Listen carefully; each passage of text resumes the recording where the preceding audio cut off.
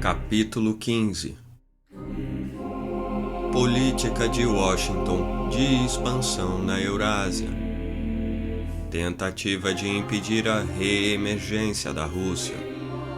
A Comunidade Econômica Eurasiática. A advertência de Kissinger de que para a Rússia, a Ucrânia jamais seria a foreign country. O Tratado de Kharkov sobre gás e leasing de Sevastopol. Washington investiu 5 bilhões de dólares para mudar o regime na Ucrânia. George Soros e as ONGs subversivas.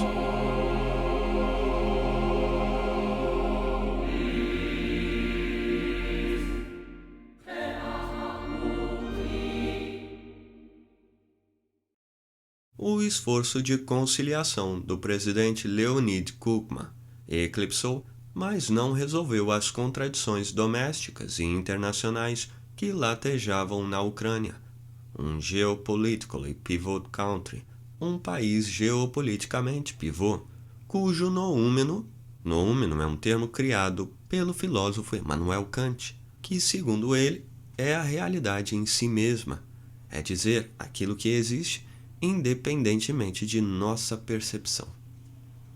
Cujo noúmeno do conflito não apenas consistia propriamente na adesão da Ucrânia ao programa Partnership for Peace da OTAN, mas na onipresença dos Estados Unidos, que visavam a transformá-la em cabeça de ponte para conquistar o resto da Eurásia e obstaculizar a presença da Rússia no mar Mediterrâneo, onde ela havia iniciado a construção de outra base militar, Novorossiysk, para os silenciosos submarinos diesel-elétricos Warszawianka, projeto 636 Class, capazes de navegar em águas profundas, como buracos negros, sem ser detectados pelos radares dos Estados Unidos e da OTAN.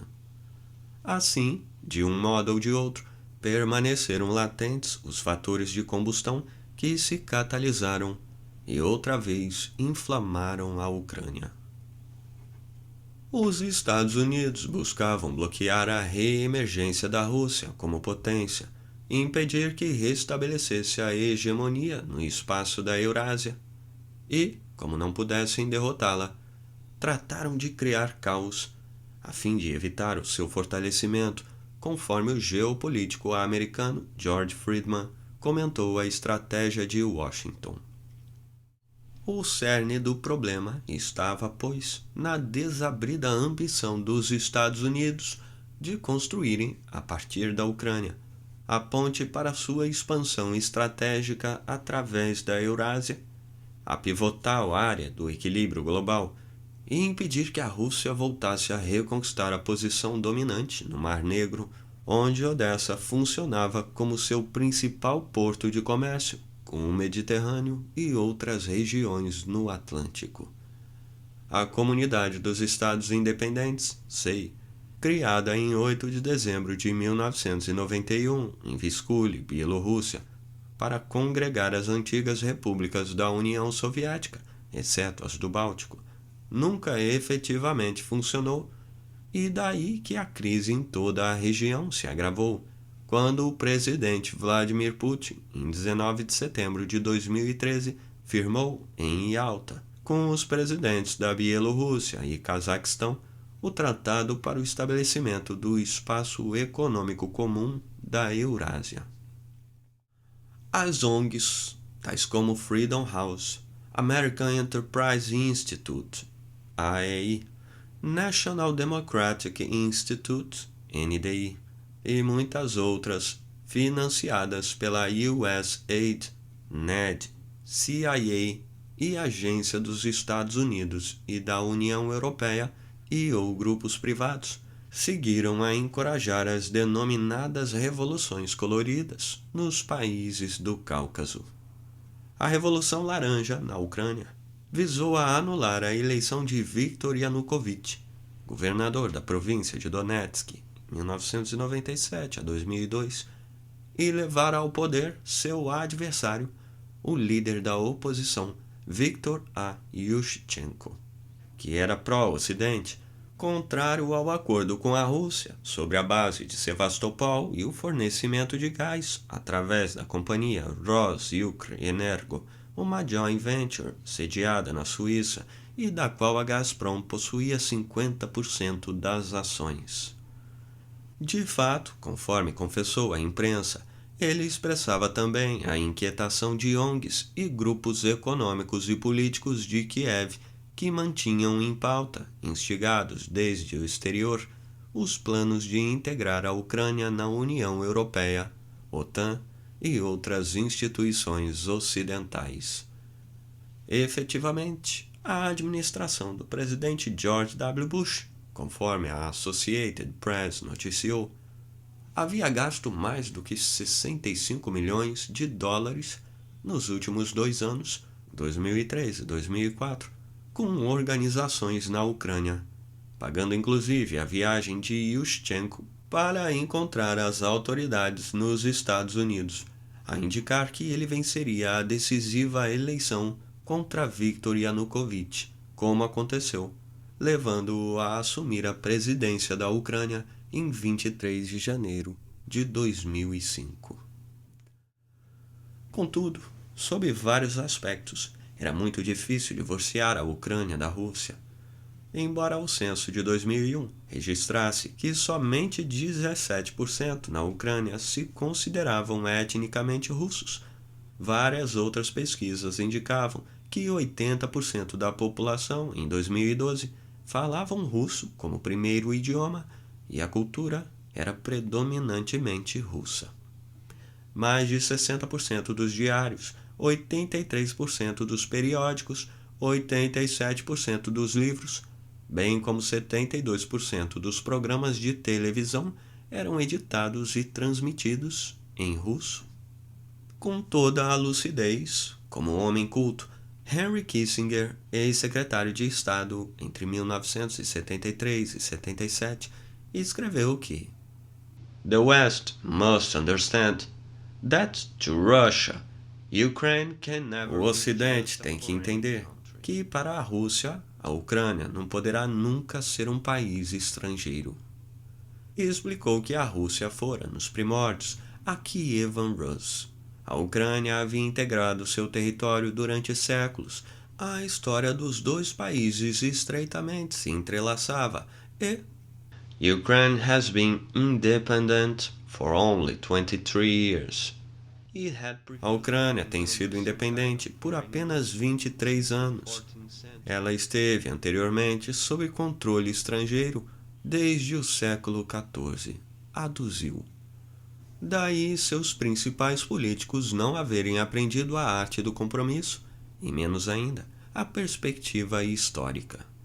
Henry Kissinger ponderou ser essa a razão da crise, uma vez que cada facção, representando diferentes interesses regionais e culturais, tentava impor sua vontade sobre a outra parte recalcitrante do país. A Ucrânia, chamada tradicionalmente de Pequena Rússia, era, entretanto, dividida entre os etnicamente ucranianos no ocidente e os russófonos ao leste e sul, em Donbás, e este fato resultava em profundas contradições políticas. Em tais circunstâncias, Viktor Yanukovych, do Partido das Regiões, majoritário em Donbás, venceu a eleição em 7 de fevereiro de 2010, uma eleição limpa e transparente, na qual derrotou Yulia Tymoshenko, líder da Revolução Laranja, pouco após a Rússia, Bielorrússia e Cazaquistão haverem aprovado, em novembro de 2009, o plano para a criação da Comunidade Econômica Eurasiática, Eurasec. Tornava-se previsível, portanto, que a Ucrânia a ela aderisse. Até então, suas relações com a Rússia, desde 1991, eram muito instáveis. Porém, Viktor Yanukovych sempre fora favorável ao entendimento entre os dois países, e em 21 de abril de 2010, pouco mais de um mês após assumir o governo, celebrou em Kharkiv, um acordo com o então presidente da Rússia, Dmitry Medvedev, sobre o fornecimento de gás. Obteve um desconto de 30 a 100 dólares por tonelada de metros cúbicos sobre o preço corrente de 330 dólares, em troca do prolongamento até 2042 do leasing da base naval de Sevastopol, no Mar Negro, que seu antecessor Viktor Yushchenko, 2005 a 2010, havia prometido e tentara acabar, sob a alegação de que sua presença violava a soberania da Ucrânia e representava um fator de desestabilização da Crimeia, cuja população era majoritariamente russa, com forte simpatia pelo modelo da União Soviética. Alguns grupos manifestaram-se contra a renovação do acordo para a preservação da base naval de Sevastopol, por significar que a Revolução Laranja estava superada, morta. O arrendamento da base naval de Sevastopol, no Mar Negro, a expirar em 2017, foi prorrogado por mais 25 anos, até 2042, com a possibilidade de ser estendido por mais 5 anos. Em compensação, a Rússia investiria no desenvolvimento econômico e social de Sevastopol, além de reduzir em 30%, abaixo da cotação do mercado, o preço do gás natural fornecido à Ucrânia, estimado em 40 bilhões de dólares. O Acordo de Kharkov previa a cooperação industrial e realização de projetos conjuntos, como no tempo da União Soviética, em setores estratégicos, tais como Interalha, energia nuclear e aviação, modernização e integração de tecnologias, como antes se realizava com a União Soviética, nas áreas da aeronáutica, produção de satélites, armamento, construção naval e outras, o que permitiria ao presidente Yanukovych resgatar a Ucrânia da severa recessão e a sua economia retomar um ritmo sustentável de crescimento. O acordo ajudaria a integração dos dois países, e outro sim, evitava que a Ucrânia aderisse à OTAN, cuja carta impedia que qualquer dos seus membros instalasse bases no seu território até o fim do arrendamento pela Rússia. Após o entendimento entre os presidentes Yanukovych e Medvedev, o FMI, em dezembro de 2013, aprovou um bailout, um resgate financeiro, de 15,2 bilhões de dólares por 2 anos e meio. Mas as condições impostas foram muito duras. Implicavam o corte do déficit fiscal mediante severa redução de cerca de 50% nos subsídios de energia e dos programas sociais, das pensões, dispensa imediata de empregados do Estado, fortalecimento dos bancos e livre flutuação da moeda hryvnia, o que a desvalorizaria com a queda da taxa de câmbio e privatização das empresas estatais, isto é, entregá-las por qualquer preço às corporações estrangeiras. Eram os mesmos termos do bailout de 15 bilhões de dólares oferecido em 2010 que o presidente Yanukovych não pôde cumprir e o FMI cancelou em 2011. A Ucrânia, ainda sob o governo do presidente Yushchenko, havia renovado as negociações em torno do European Union Association Agreement, que seria firmado na cidade de Vilnius, Lituânia, juntamente com os presidentes da Armênia, Azerbaijão, Bielorrússia, Geórgia e Moldávia, em 21 de novembro de 2013.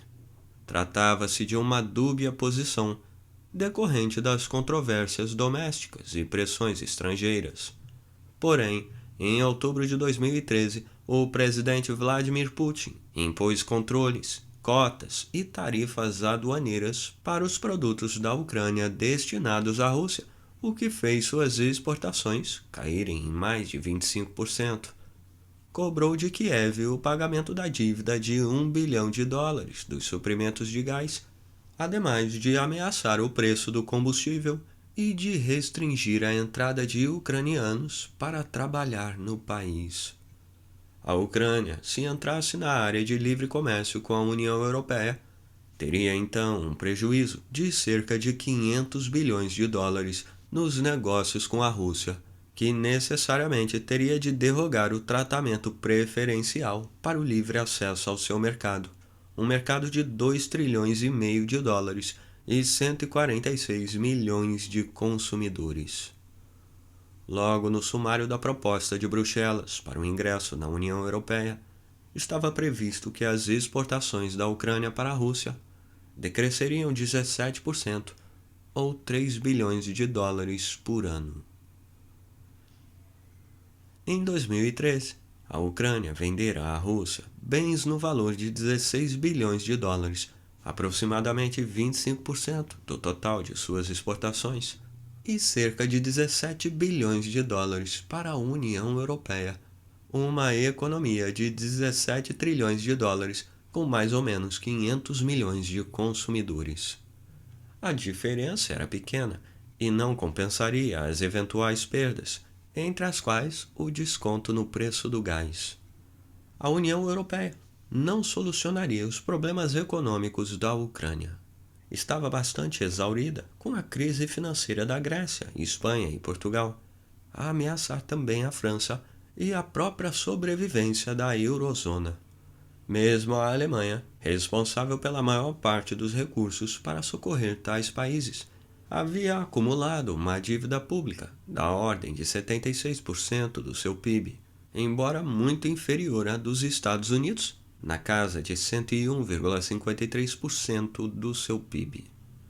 Sua indústria bélica sofrera duramente o impacto da prolongada crise financeira, que compeliu os governos todos da eurozona a tomar severas medidas, com cortes de despesas, inclusive na área de defesa, em virtude da enorme dívida pública e da perspectiva de estagnação da economia. Por outro lado, inúmeras empresas estatais de armamentos foram privatizadas e se defrontavam com intensa competição não só no mercado exterior, como também dentro da União Europeia. A Ucrânia era um dos grandes exportadores mundiais de material bélico.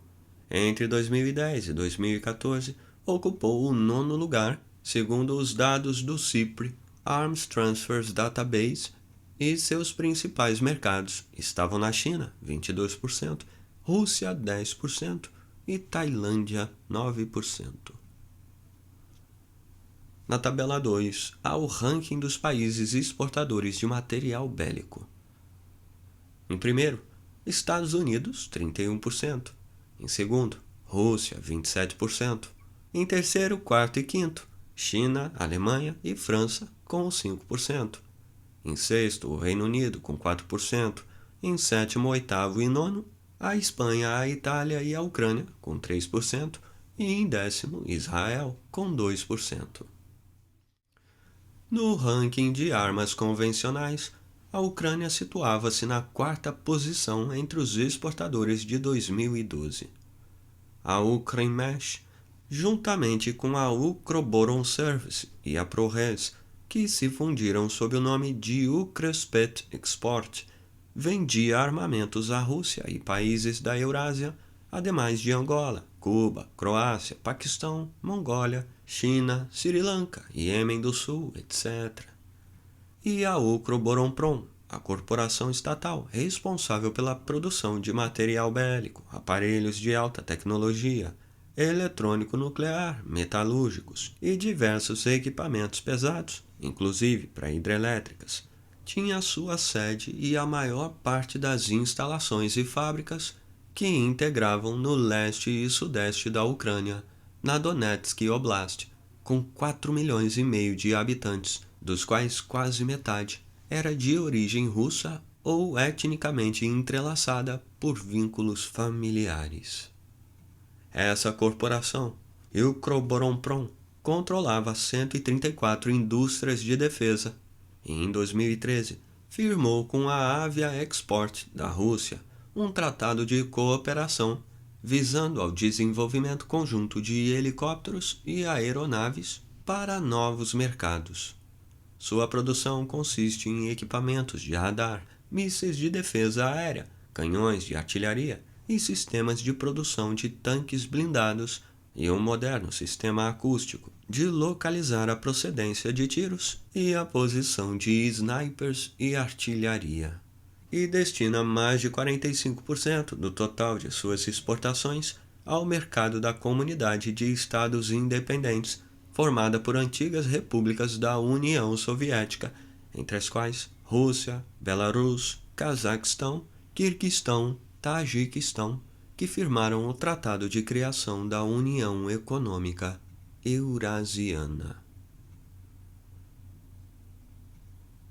Com aproximadamente 25.900 km², abrangendo Kharkov, Dnipropetrovsk, Donetsk, Zaporizhia, Makivka, Mariupol e Luhansk, a bacia de Donetsk, Donbass, possuía o maior parque de produção industrial da Ucrânia, uma das maiores concentrações industriais do mundo, ademais de que lá havia consideráveis reservas de titânio, níquel, zinco, mercúrio, petróleo, gás natural, bauxita, carvão, antracito e minerais ferrosos. Ela se estende pela fronteira da Rússia e se identifica com a Rostov Oblast, uma área de 100.800 km² e uma população de 4.300.000 habitantes. Estimativa de 2010. E em Donetsk e Luhansk se concentravam as usinas de aço e as minas de carvão da Ucrânia, que mesmo após a dissolução da União Soviética em 1991, continuou a ter na Rússia seu maior mercado, muito à frente de todos os demais, e para o qual em 2012 e 2013 destinou 25% e 27% de suas exportações, respectivamente, e do qual provieram 32% de suas importações, sobretudo de gás. Caso aderisse à área de livre comércio da União Europeia, as indústrias de mineração de ferro e siderúrgicas, a maior parte em Donbass, perderiam a competitividade devido à alta do preço da energia exigido pelo FMI, e sofreriam dura concorrência tanto no mercado doméstico quanto no exterior. Muitas fábricas fechariam ou seriam assenhoradas pelas corporações europeias, enquanto as grandes empresas de agrobusiness do Ocidente arruinariam os pequenos agricultores. Todo esse potencial econômico cairia sob o domínio da União Europeia. A União Europeia, entretanto, muito pouco podia oferecer à Ucrânia, exceto o levantamento das barreiras alfandegárias, a exportação maciça de produtos do Ocidente e investimentos mediante a compra das empresas nacionais. Não se dispunha então a arcar com novos compromissos para resolver a grave situação financeira da Ucrânia. Havia oferecido a Kiev um empréstimo de 600 milhões de euros, equivalentes na época a 827 milhões de dólares, valor depois aumentado para 1 bilhão de euros do Fundo Monetário Internacional. Era um valor extremamente irrisório, comparado com a elevada dívida do país, e insuficiente até para cobrir seu último débito com a Gazprom. A Ucrânia, por outro lado, teria de arcar com um custo de 104 bilhões de dólares, a fim de implementar profundas mudanças nas suas instituições, leis e políticas, de modo a ajustar-se aos padrões e dimensões do acquis communautaire, a moldura internacional e administrativa da União Europeia, arquitetada e modelada sistematicamente por mais de 40 anos. E o presidente Yanukovych, em novembro de 2013, foi informado por um estudo do Instituto para a Economia e Prognósticos da Academia Nacional de Ciências da Ucrânia que o país teria, se entrasse na União Europeia, Na realidade, 160 bilhões de dólares, 50 vezes mais do que aparecia no sumário de proposta de Bruxelas e que o assessor alemão do grupo de negociações lhe dissera. Seus custos financeiros seriam, portanto, muito elevados. E a Ucrânia igualmente não tinha condições de executar outras desconfortáveis reformas de alto risco demandadas pelo FMI e pela União Europeia, porquanto os cortes orçamentários, aumento dos impostos e a elevação das tarifas de gás em 40% escalariam as tensões sociais e engraveceriam ainda mais a recessão. A situação da Ucrânia assemelhar-se-ia à da Grécia, onde havia 4 anos, após receber o primeiro bailout do programa União Europeia FMI, o desemprego chegara a 27% da força de trabalho e a taxa de risco de empobrecimento continuava a recrescer. Em 22 de setembro de 2013, 2 meses antes da cúpula em Vilnius, quando seria firmado, juntamente com os países da Armênia, Azerbaijão, Bielorrússia, Geórgia e Moldávia, o European Union Association Agreement, Sergei Glaziev, nascido em Zaporizhia, Ucrânia, membro da Academia de Ciências da Rússia e assessor do presidente Putin, advertiu o oligarca Petro Poroshenko, ex-ministro do Comércio e Desenvolvimento Econômico da Ucrânia, em 2012, de que o ingresso da Ucrânia na União Europeia ser-lhe-ia catastrófico.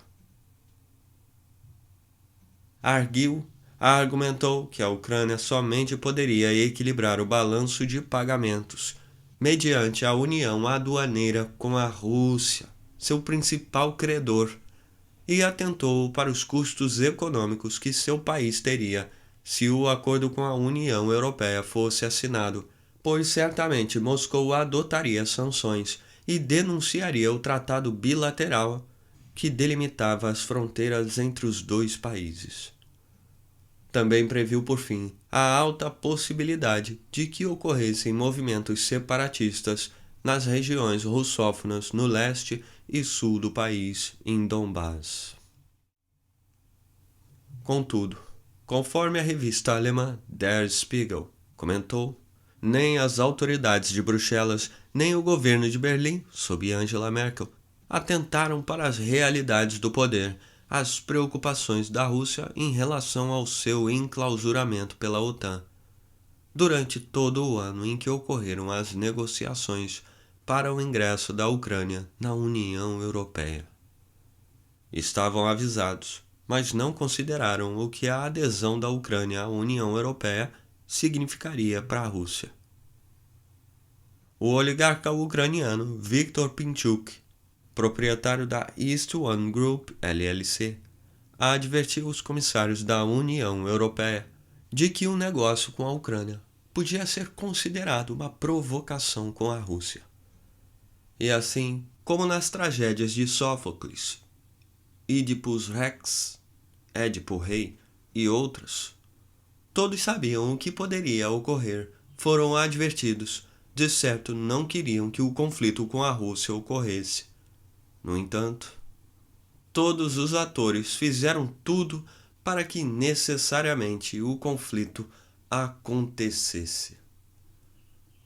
Os termos do acordo oferecido à Ucrânia pela União Europeia não compensariam as consequências domésticas que adviriam para a Ucrânia do impacto da majoração do preço do gás e dos impostos, etc.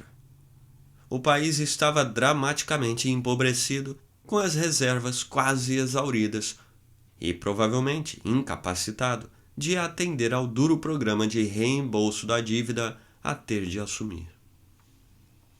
Diante de tal perspectiva, em 21 de novembro de 2013, o presidente Yanukovych, Boris Pilh, no aeroporto internacional de Kiev, assinou a Ordem Legal 905-R, com a instrução para suspender as negociações com a União Europeia decisão que sustentou com o suporte do primeiro-ministro Mykola Azarov, não obstante as pressões de alguns oligarcas e de setores políticos de Kiev.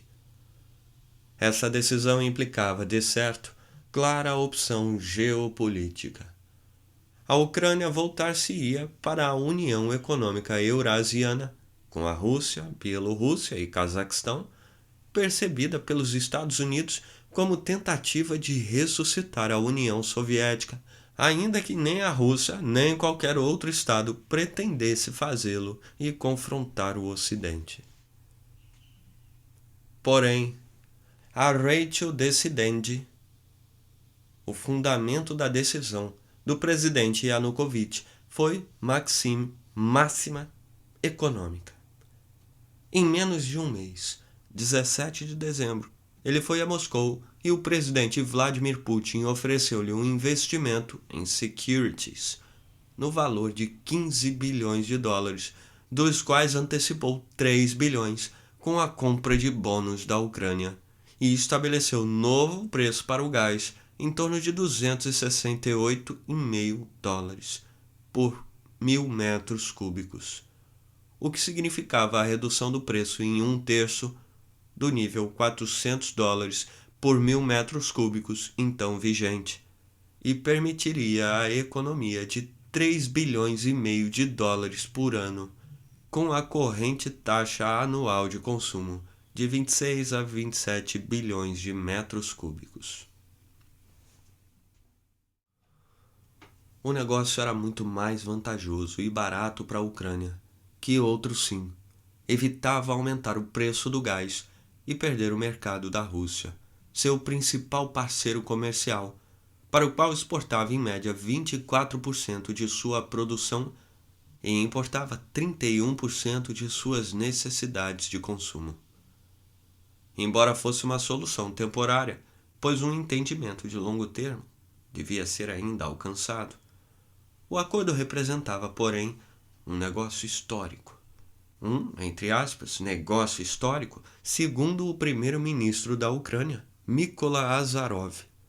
O suficiente para equilibrar o pagamento por cerca de 2 anos e possibilitar que o país retomasse o crescimento econômico com a cooperação industrial da Rússia, modernização e integração de tecnologias, como antes se realizava com a União Soviética, nas áreas da aeronáutica, produção de satélites, armamento, construção naval e outras.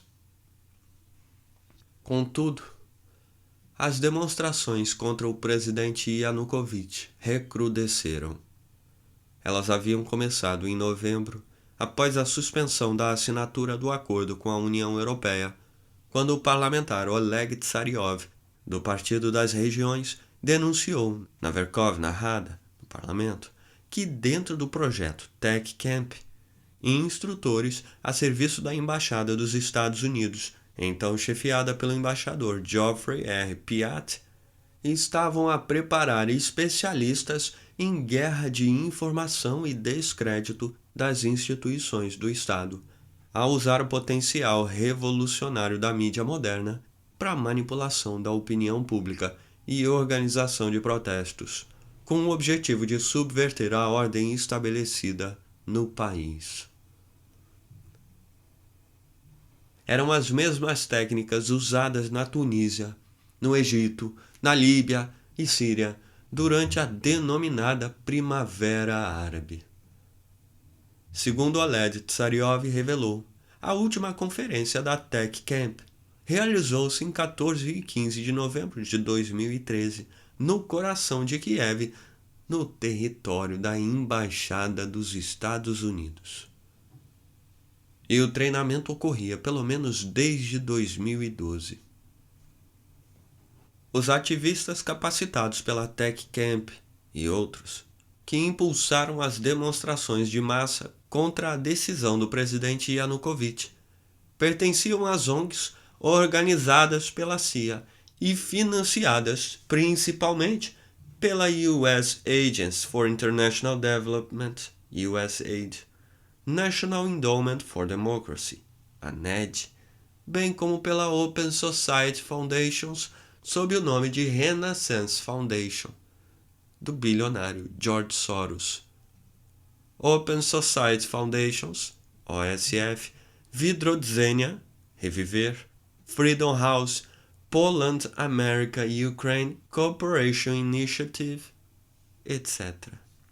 A Ucrânia, ou a parte ocidental do país, está cheia de ONGs mantidas por Washington, denunciou o economista Paul Craig Roberts, ex-secretário assistente do Tesouro no governo de Ronald Reagan, 1981 a 1989, acrescentando que seu objetivo era, abre aspas, entregar a Ucrânia às garras da União Europeia para que os bancos da União Europeia e dos Estados Unidos possam saquear o país, como saquearam, por exemplo, a Letônia, e enfraquecer simultaneamente a Rússia, roubando-lhe uma parte tradicional e convertendo-a em área reservada para bases militares dos Estados Unidos e da OTAN.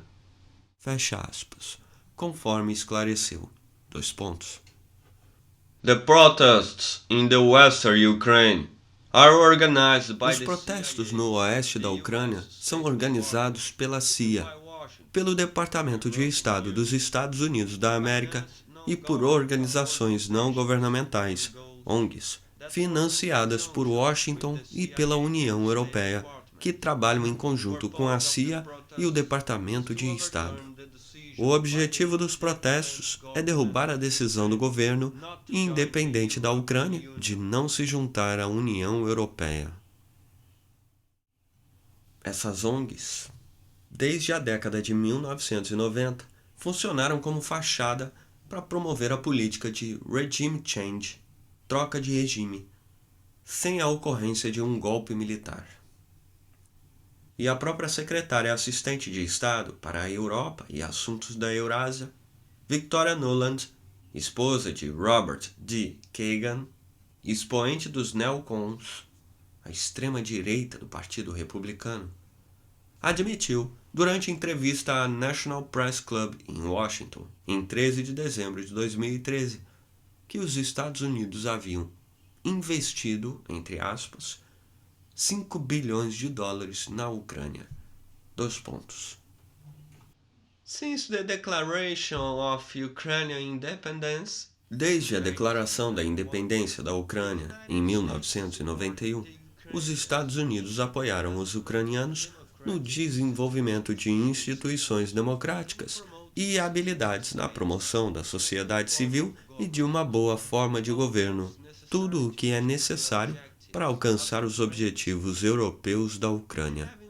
Investimos mais de 5 bilhões de dólares para ajudar a Ucrânia a alcançar esses e outros objetivos.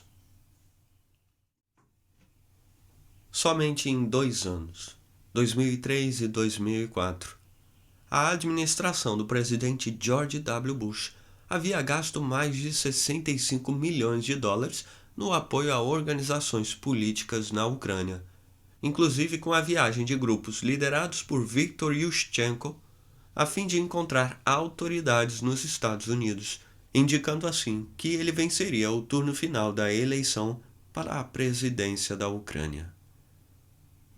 Também o International Republican Institute, IRI, sob a direção do senador John McCain, patrocinou a campanha de Yushchenko e possibilitou que ele tivesse em Washington encontros com o vice-presidente Dick Cheney, o secretário assistente de Estado Richard Armitage e senadores do Partido Republicano. Diversas ONGs eram financiadas pelo bilionário George Soros, que havia 2 décadas estava a derramar ostensivamente dezenas de milhões de dólares na Ucrânia, como em outros países do leste europeu, através da International Renaissance Foundation, IRF, de sua propriedade, e de vários institutos e fundações, rotulados Open Society, sob o pretexto de ajudá-los a se tornarem, entre aspas, Open e, entre aspas, Democratic Society. O Annual Report de 2012 da International Renaissance Foundation consignou o gasto de UAH, hryvnia, moeda ucraniana, em 63 milhões, o equivalente na época a 6,7 milhões de dólares, no engajamento de ONGs, catalisando-as em iniciativas contra a corrupção e em favor de reformas democráticas, o que significava cooptação de políticos e sustentação da mídia, jornais, TV e internet em oposição ao governo do presidente Yanukovych e intensificadas depois de sua eleição em 2010. De 1991 a 2011, em 20 anos, as Open Society Foundations de George Soros espargiram, por meio da International Renaissance Foundation, IRF, cerca de 976 milhões de dólares nos países do leste europeu, antes aliados do Pacto de Varsóvia, e nas repúblicas que se desprenderam da União Soviética. A Ucrânia foi o país onde, de 1990 a 2010, as ONGs e outras entidades, como editoras, grupos acadêmicos e culturais, mais receberam doações, em um montante superior a 100 milhões de dólares.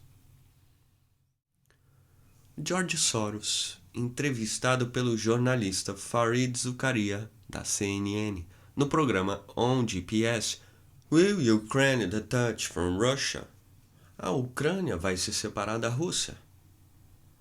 Após admitir que em 1989 financiara os dissidentes nos países da Europa Oriental, como Polônia e República Tcheca, revelou que antes de que a Ucrânia se separasse da União Soviética, lá havia assentado uma fundação que não só estava em pleno funcionamento, como também havia desempenhado importante papel nas manifestações que irromperam na Maidan Nezalenosti, Praça da Independência, desde novembro de 2013 e impulsaram a derrubada do presidente Yanukovych. Orysia Lutsevich, que trabalhou para Freedom House e foi diretora executiva da Open Ukraine Foundation, escreveu que em vários países, como a Ucrânia, as ONGs tornaram-se sinônimo de sociedade civil e de fato monopolizaram seu discurso a suplantar as instituições e derruir a democracia. As ONGs, conforme salientou, converteram-se em uma ongcracia, where professional leaders use access, onde líderes profissionais usam o acesso aos formuladores de políticas internas e doadores ocidentais para influenciar as políticas públicas, mas estas estão desconectadas do público em geral. E em 3 países da Eurásia, Ucrânia, Geórgia e Moldávia, a ongcracia minou o que realmente se podia considerar democracia.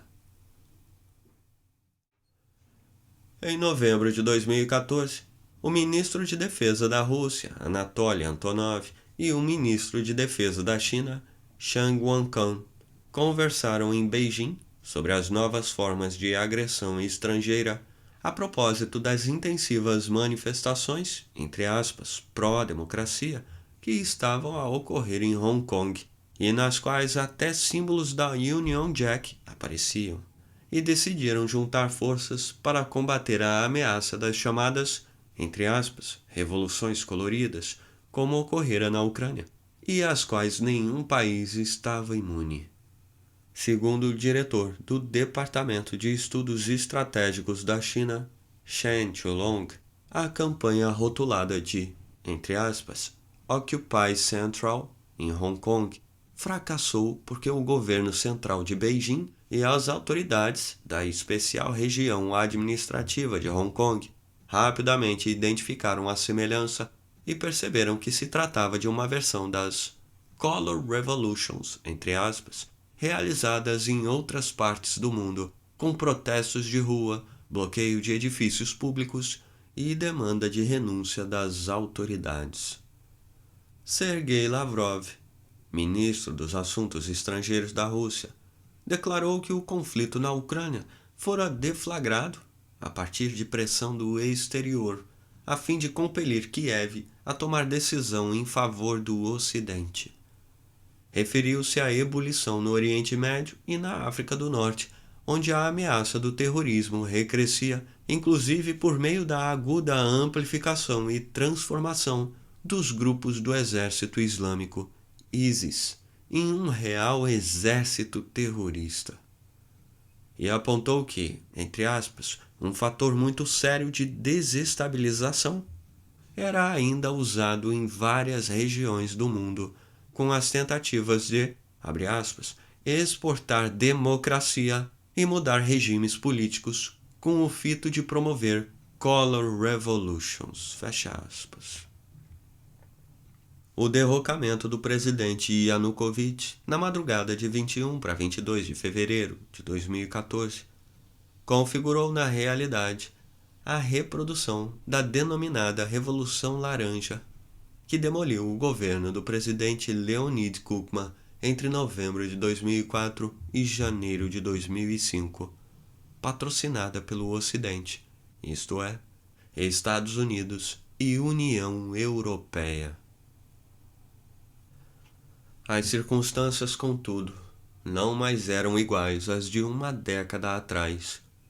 E em 26 de dezembro de 2014, após a Verkhovna Rada, parlamento, aprovar a renúncia da Ucrânia ao status de neutralidade, o presidente Putin aprovou a revisão da doutrina militar da Rússia de 2010 e não somente identificou a expansão da OTAN até suas fronteiras como a fundamental ameaça à segurança nacional, como também agregou o uso de movimentos financiados e conduzidos desde o exterior, assim como a utilização de meios não militares juntamente com a força militar, inclusive a vontade de protestos, como elementos que configuravam na época aspectos característicos de conflito. Não obstante admitir o uso de armas nucleares, se necessário, a doutrina militar da Rússia permaneceu de natureza defensiva, primordialmente, deixando a ação militar só para o caso em que todas as opções não violentas estivessem esgotadas.